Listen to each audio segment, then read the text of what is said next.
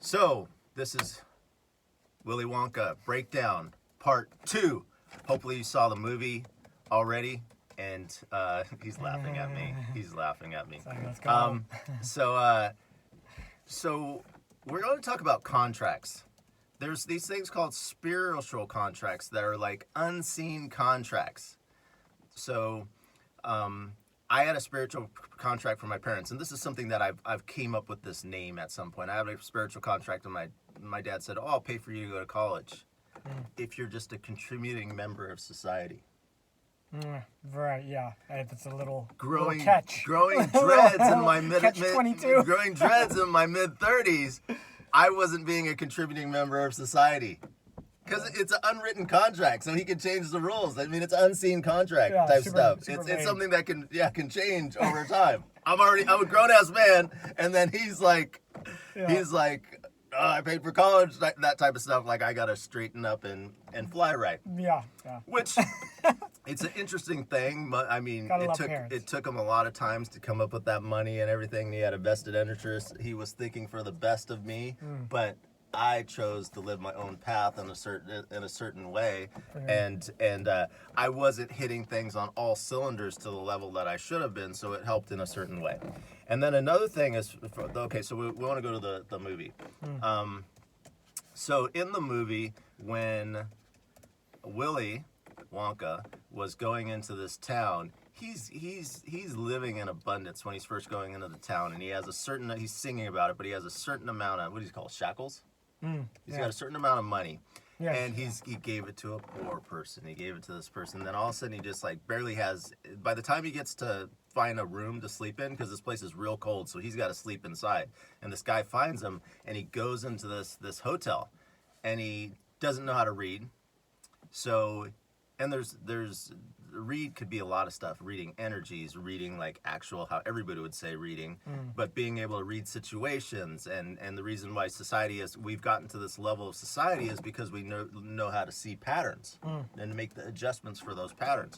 So he goes into this place and he ends up signing this contract with the fine print, which they talk about fine print in the first Wonka movie, which this was the prequel of it, that he learns, which was an interesting thing that they had put there, and I don't know the connection, I just brought that up, but he signs this contract that ends up being a contract for 1,000 years, or what? No, like 10 years. 10 years. Yeah, it was days. It was like a certain amount of. It came out to like 10 years. Yeah. So it's 10 years, and there was always little things like, if you do this, you get time added. If you do this, so it was probably like a contract forever.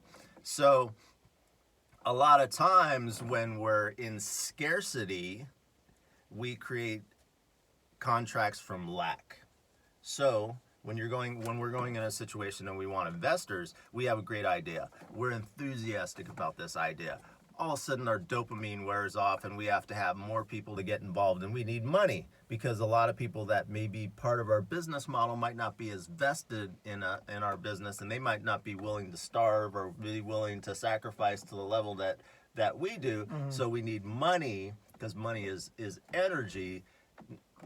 Not always, and sometimes we create contracts with these investors because they have the money. So go ahead and tell us your experience about creating from lack and abundance, and what the process for dealing with an investor is, and some of the things that you're saying earlier. Yeah, sure. So a lot of people, Did I just talk for 4 fucking minutes? Maybe. Okay. Yeah, I'm just going. We'll just chop that down. That was a long introduction. Okay, go ahead. As I interrupt more. No, you're fine. 4 minutes and 11. 4 minutes and 12. Okay, go ahead. This is, the build up. No, a lot of people, when they go to build their business, they start from a place that they're familiar with, which is usually developing the product. Like they call that in business R&D, research and development. They learn about something, maybe it's woodwork, and they get good at woodwork, and then they start learning what people like. Their family members want them to build them a chair and a table, and they start learning how that works. And is it good? Yeah. Yeah. So anyway, they start the battery. I didn't charge my phone like I should have. So just so you know, it was a good means audience. Yeah. So anyways, they end up building it from there, but they're really good at the product. They're not really good at business They're not so great at marketing. And when it comes to investors who only deal with money, they're not that great with money, with understanding how money works, and even more importantly from that, like how deals work. They're really good at the product, you know, and the people they make money from, they're practically friends with, usually on some shape or form. So when they go to these people who have a lot of money, these are people who have a high understanding of money, and they make deals so often, up to the point where they now have so much that they can now do deals specifically on money. So they're very good at making deals. That you're coming in with, you know, this thing that makes money, that has a value from an investor standpoint, but with no way to defend yourself. And it's not intentional. It's not like it's an intentional thing, like they're out to, some of them are, but it's not like it's an intentional, like, power hungry thing or whatever. It's just when you make deals, it's like when I go to a car, it's like, why should I pay this versus that? That's how it works, you know, and you find a median and there you go. But when you're talking like a business that took you years to build, the same process happens, but if you don't do it right, this costs you a lot, like a lot. And you'll find a lot of times when it comes to these type of deals, it's always based around equity, some degree of ownership, which equals control and power and influence to a degree. And then there's, of course, the money. But they typically, investors, they look at the person. The first thing is obviously to make money, is the infrastructure makes sense. And then the big thing to look at is the relationship with the business and with the person long term. That could be 2 years, 5 years, whatever. And that's where they really want to like focus in a lot of times, is because that ends up allowing them to think, how much is this going to grow in that time frame? You see what I'm saying? Does that make sense? And I want to go back to the person for just 1 second. Like that Oh, was wait, one quick thing on it. Yeah. The whole point of that, why do they think, how much they call it net present value, and also future present value, and those terms are basically how they measure how much something's worth based on a projection from now to the forecast of the market, and of course a lot of other factors, including that individual. And if they can have more equity, more control, that means they control more of those future values, and of course making sure that those future values are maximized. And they have every incentive to do that. The average person doesn't understand anything I just said about how that thought process, how they're going into it, the fact that they're focusing on negotiating. It'd be like if I went in to buy a car and I think it's about the car, and it's really not. It's about what kind of car, how I'm going to use it I'm going to build a rental company, so I want a Honda because it lasts a long time. I think it's just about the car. They're thinking completely differently. And the things that's valued to them is completely different. And so for them, it's worth way more, and you're thinking it's just the car, and they end up basically getting this thing for steal simply because you didn't understand what was really on the table. You know what I'm saying? Yeah. Aside from just the short-sightedness of the money that you're making and that you need. And then later, when it blows up to this degree that they knew was going to be a high probability, because they're thinking, again, future value, guess who has a huge chunk of their control? Who even helped it probably even controlled getting it there a lot of times? It was the investor. And you just ended up becoming, basically, you find yourself back into basically being a worker, an employee. You're working under them now. That's not how it always works, but a lot of them, sharks, right, will do that. Yeah, and it's important, like knowing your contract, and I'm gonna try to say this in a shortened way, but I went to an event and there was a bunch of hippies in the audience, and I videoed this event.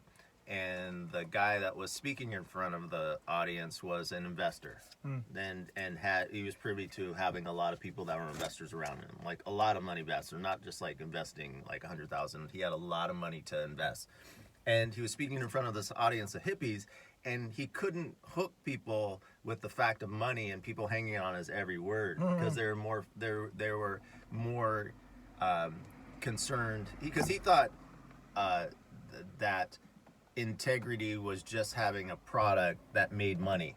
That was his definition of integrity. And to a group of hippies, that's just not going to cut it. A lot of these hippies wanted to have ideas, but to make a lot of money, but it would probably be so they could feed the hungry type stuff, and not just have a big amount. So at this event, he also he was in a room that people weren't hanging on his every word, which was different for him. And he also showed up drunk. Oh. And my business partner and I at the time, which we had a bad contract together, so I'm not business partner or anything. We went and took the video that we watched of this whole thing, and we broke down like it was the JFK assassination. It's like, he said this. It's like, what does that mean? He said he wants people to go to the dark side. Oh snap! That's what he said. Yeah, he said it because he was fishing because he was backpedaling because he was in uncharted territories. Oh, Usually right, that guy walks into the room and people know who he is. He's in a group of bunch of hippies that are just like, I don't care if you're not. I don't care how much money you're doing. If you're not bringing it, that you're creating a better world. For sure. Situation. And hippies have their issues. I'm like, don't think that I'm propping them up. There's a different kind of greed that a lot of hippies have. So he's backpedaling. So he says, go to the dark side, and I go to my business partner. I go, dark side. What does that mean? He's like Darth Vader. What the heck? And this is way before Jedi. This is how he's thinking. Yeah, it is. And he's like, yeah, he wants the people to be a puppet. Because then it's kind of going to the control, and I understand. Like, I saw the McDonald's movie recently, and the McDonald's brothers were thinking very small, and Ray Kroc was thinking very big. And he was a fucking shady individual. So there could have been some balance in between there, because I don't like people saying, oh, you can't do this, that's not gonna work and everything. I'll find a way for it. I could imagine, like, early on, if it was like, oh, the fries have to be cooked exactly this way and everything. I understand there's certain things that you go by that are important. So I understand that. I felt like through a lot of the movie, I felt for Ray Kroc, but he did a handshake deal at the end that he said he was going to give them 1%. He didn't. And he created the real estate company, which I think he should have gave the McDonald's brothers a potential of it, so they were to buy up all the properties that the properties were leased on, so he'd find another way of having control of everything. I think that he should have like said, oh, I already did this. I'll give you 1% of this one and 1% of the other ones. That's where I think, because I think every negotiation in business and personal, win for you, win for me, win for humanity. Right. I know everybody doesn't think like that, but projects that I get involved in, win for you, win for me, win for humanity. I don't hit it all the time, but I aim to it. So at this event, when you're coming from lack, you might sign a project. If you're like sitting there, it's like, oh fuck, I gotta help my wife, my family. The term mortgage, and this could be something that somebody made up, but it comes from a Latin word, like to life hook. Like there's a Latin word that mortgage means, like life hook. So you're like hooked to this for life. That's horrifying, but okay.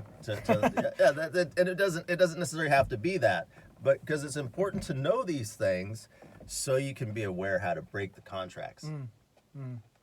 It's important to know that stuff. As I said in one of my other videos, a lot of during my parents' lifetime, for sure, African Americans were killed for owning land. And you could get mad, oh, this is it. So when an African American, not all, I mean, my dad was a doctor, I come from privilege, but some may feel this stress and have their heart beating when they're trying to buy a property because something that happened to their generations ago.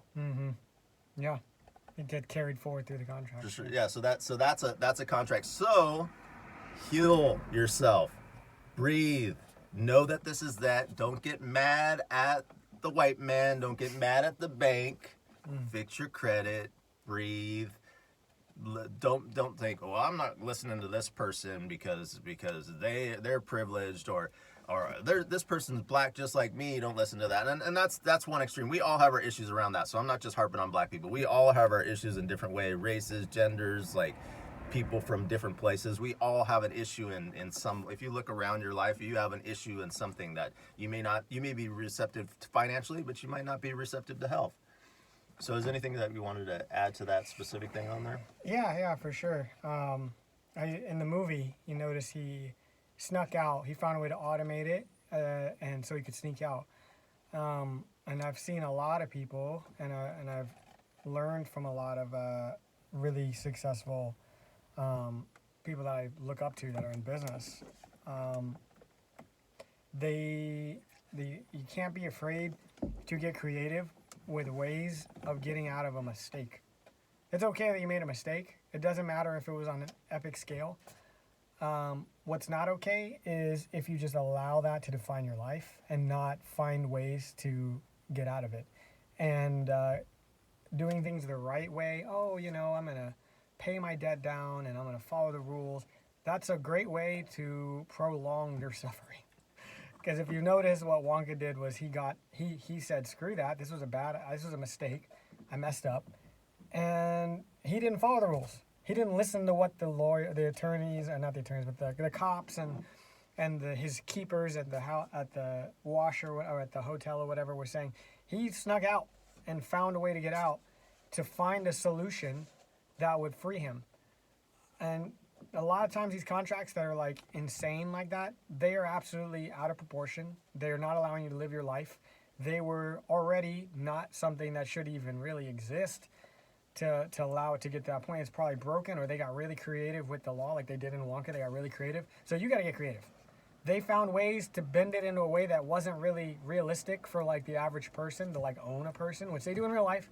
And so you got to do the same thing. You got to play the same game. Otherwise, if he would have followed the rules, he'd have been stuck there. Yeah, and another thing I love that you brought that up, because I forgot about that. But one of the things for me was spiritual contracts, and one of the things that I learned, and sometimes I feel that I'm being two-faced or I'm being inauthentic to myself. Sometimes I'll create the illusion that I'm doing something by the rules in order to be like Shawshank Redemption. So you remember Shawshank Redemption? I don't know if I used this last time. So Shawshank Redemption is about this guy that was an accountant that got arrested, and he ends up helping people with doing taxes in the jail, and all he says he goes, I want a poster of whoever the biggest starlet was at that point. He goes, I want a poster of her, and I want to make these little crafts. So I ran a rock hammer. So the poster was that illusion. Because he was still getting all his stuff done as he's getting out working on his dream. So the poster's the illusion, and it's covering up the hole that he's breaking out of jail with that little hammer, and he's still making. So sometimes, even though I'm a man that with integrity and I like to be authentic, I create an illusion that I'm working on stuff. So a lot of times when I'm doing team building in corporations, let alone the dreads, they didn't like that I sat on the ground Indian style as I'm talking to executives. They didn't like how I moved my hands. Once I put on my card Bob Marley impersonator, all that stuff went away. Because in their mind, that's how a Bob Marley impersonator would react. It changed everything. And I was in the realm of thinking it, but not to that level. Not to that level at all. I mean, it surprised me, but I was going off of intuition. So when you really have an urge to do stuff, and you're going to find a way, and you move towards abundance and not creating. I have some low vibrating or bad contracts that I do, but I break them, and I'm not. You'd say you're poor integrity to break a contract, but I'm talking about ones that, true. Yeah, I mean, I'm talking about ones that don't serve you, and in the specifics, and somebody else on the other side isn't doing their part, and you felt that they were gonna do stuff, and then a lot of times they might say, oh, you didn't come through on your side. It's like, well, you didn't do shit. I thought you were gonna do everything. You did a logo. I posted on my line, and I tagged you in said logo, and you untagged yourself. That's not even close to where we're going, and you're already opting out, and you're saying I didn't come through. There's no shortage of that, but yeah. Yeah, and it's like what are we wasting time? I'd rather be at the beach, like doing nothing. To that level. No, for sure. I actually want to add one other thing about the rule thing. There are times when I would say probably a really important thing that you can learn from that movie also would be like knowing when to follow the rules and when the rules don't serve you, and knowing where that line's at. You kind of have to draw that yourself, because a lot of people assume that society is going to draw that line for you and be like, oh, good citizen or whatever. That's a line that they drew for you. A lot of the times it doesn't serve you. A great example is what's happening right now in society, where people went to school, went to try and get a job, they couldn't get the job, and they're into debt. Or they get the job, it doesn't pay enough. Or they get the job, and the company goes under. You know what I mean? Or they can afford it, but then the next year, inflation, taxes, California moving up to 14%. Now all of a sudden they can't afford things, but they follow the rules, and then they get upset, and they're like, I did everything right. And it's like, you didn't do everything right. That's why you're in this situation. Following the rules the right way is not doing everything right. I got a question for you. Is the American dream a contract? Is the American dream a contract? Maybe to a degree. I guess if you do this, what you're saying, you're gonna get this. Yeah, for sure. I think it's let's not call it a contract. Let's call it let's an organic contract. For sure, yeah. I'd say it's not as simple as that. I'd say that there's one side where there's people who are saying to get that dream, you do this, and it serves them, not you. And then there's another side that says to get that, you do this, and it does help you get there. I think I saw that episode I mentioned with Grant where he did that. He made the American dream happen in about 90 days. There's a lot but did he follow the same path everyone else? No, of course not. That's how he got higher results. He did things that were not the same that create normal results. So another example of following the rules that wouldn't serve you is if anyone's ever overdrawn their account or found themselves in the collections, what do? They hit you with fees, as in if you could afford it beforehand. Yeah. And then they go and take you to court like you could afford that. And then they say you're going to pay more like you could afford that. It's a clear example of it, the rules being broken. Like it's a broken system. And if you follow it, it's going to lead you down a rabbit hole that's going to absolutely screw you over. And then you'll be upset. And it's always going to work for a certain percentage. For some, yeah. No, but I'm saying it's always going to work. So people say it works for everybody because it worked for a certain percentage. Yeah, I mean, even those stats are probably like skewed by the people that are benefiting from something like that. But also, the top 10% richest people are not always the same people. Yeah, for sure. It's a sliding scale. For sure. Some people are up there for just like 18 months. Some people are there for 10 years. That's why there's a thing called old money and new money. For sure. In that case, so. Can I add one other thing to that real quick? Oh, yeah. Yeah, last thing I want to say about that, I'm not saying to like go off and like, I'm going to just be an outlaw and whatever. What I'm saying is to change the rule book, to learn how to make your own rules through loopholes, because nothing's like black and white. And believe it or not, those loopholes are a mainstream playbook for other people. Did you say poop holes? Yeah, exactly. Yes, Mickey. I love poop holes. I said poop holes. Yeah, lots of you use those to shovel crappy rules down them. No pun intended. So I'm going to give one example of what that would look like, which most people are probably familiar with. If you were to say buy your own debt under a company name, you essentially just move the debt out of your name personally and into the business, and you can absolutely legally just bankrupt that thing. And you're not personally liable if you set up the legal. And that's considered following the rules. It's just a different set of rules. You know what I'm saying? So, but you wouldn't even think to look for that if you're following what the mainstream thing you've been told to follow. I was in financial services. I mean, I was trading stocks since I was in 7th grade. I was in financial services for 15 years. 15 years ago. So been at that stuff. Never heard that. No? No, I never heard that. No? No, never heard that. I mean, I've seen I've heard people buying their student loan debt. Do you know, I'm just, pro tip, guys, like, if you have student loan debt, believe it or not, that's being shoveled around on the back end through investors and through collections. You can actually go in as a company, and you don't have to put yourself as the owner. I mean, you put yourself as the owner, but you make sure there's a little legal barrier. And the company can go and buy your student loan debt back as an investor at a fraction of the cost. And then you own your own debt. And what happened to the difference? It disappeared. Yeah. If you have 20,000, you buy it for 10, the other 10 just disappear. That's a little bit more of an extreme. Well, some cases that actually has happened. And it's just, the other 10 just disappears into nothing land. That's crazy. So Yeah. here's good integrity and then here's the spectrum of bad integrity. That's like right at the beginning. That's like right at the beginning situation. I appreciate it, but also I'm like, oh, no. I try not to have to. I mean, people manage debt and everything like that, and some of the things that I'm involved in, people get involved in stuff like that, and a lot of that stuff is neutral to stuff, but it's not decisions I make on it. But no judgment. I set boundaries for me personally. Do that. But I'll be honest, I would totally do it. Yeah. Yes. So one of the things I say that I follow laws. I don't follow rules. Oh, okay. Yeah. And that's how I decipher that. And an example of the rule of the laws would be the Ten Commandments. And I feel that a lot of rules are based in doubt.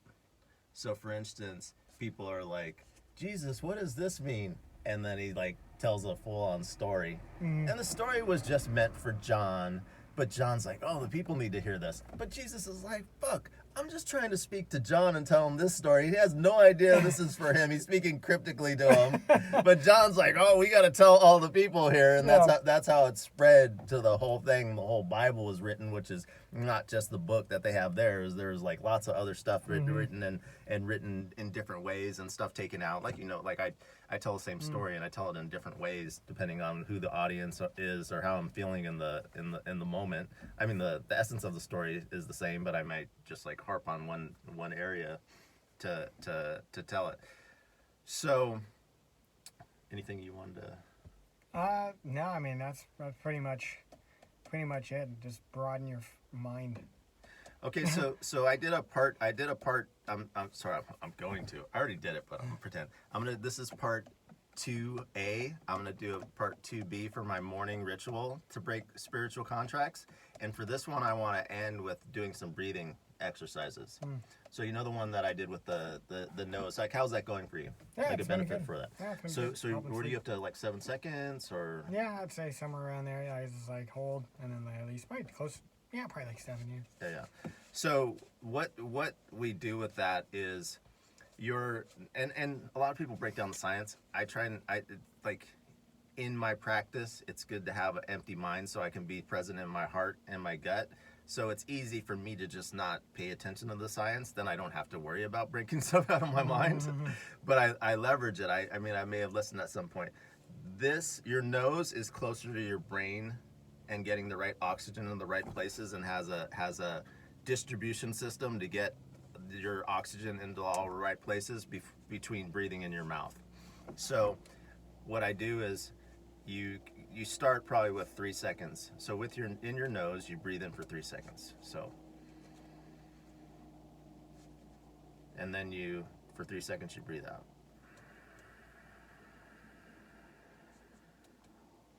And the magic number is around 7. And sometimes I'm real tight, and I do it around average at 10. But sometimes I'm a little tight. And what I do is I do a breath that's the Wim Hof breath, and it's a hyperventilation breath. Wim Hof was a guy that was his wife had committed suicide, and he had 4 young children, and he ended up going into the cold and submersing himself in cold. He's the reason why cold plunging and all that stuff is so big. So he immersed himself in that, and he ended up breaking 28 world records. And then mainstream medicine studied him, and there's actually a Wim Hof method that is in medical books based on him being studied, and it was great because he's an identical twin. So his breath he has a lot of different ones, but his is a hyperventilation. So sometimes I'm stuck at like 3 seconds through the nose or 7 seconds, and what I do is I go